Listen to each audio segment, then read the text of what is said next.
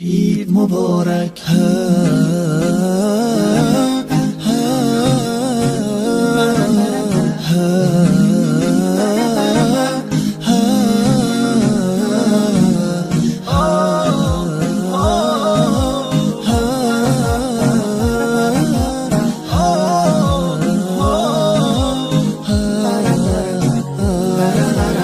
هدیه رب تبارک بر شما، عید فطر آمد مبارک بر شما. مظهر توحید و ایمان آمده، مؤمنان را عید مهمان آمده. یک ندا آید برای مؤمنان، مژده بخشش ز سوی آسمان.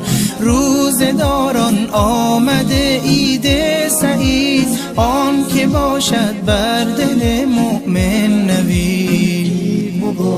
روز ایثار است و روز تهنیت، روز تبریک است و روز تسلیت.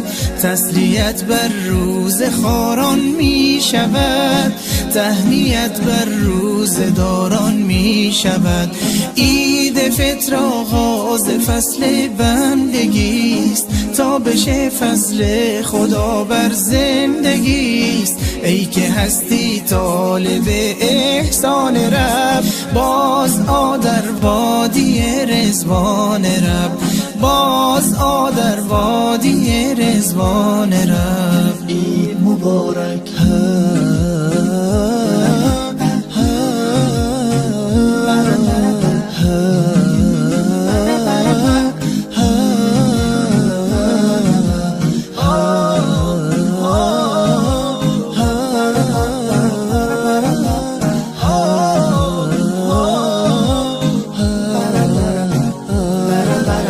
هدیه رب تبارک بر شما، عید فطر آمد مبارک بر شما.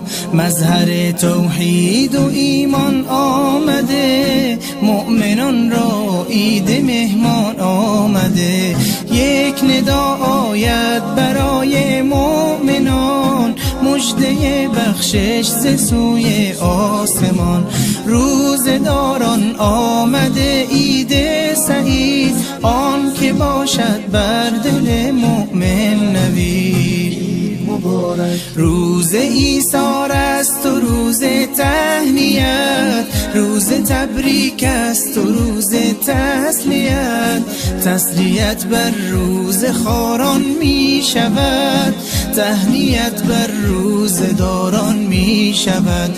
عید فطر آغاز فصل بندگی است، تا بشه فصل خدا بر زندگی است. ای که هستی طالب احسان رب، باز آ در وادی رضوان رب، باز آ در وادی رضوان رب. عید مبارک.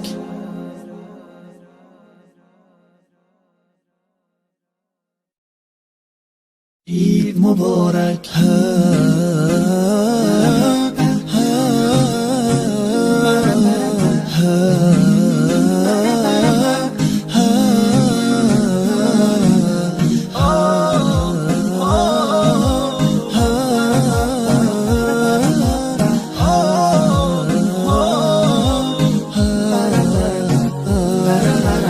هدیه رب تبارک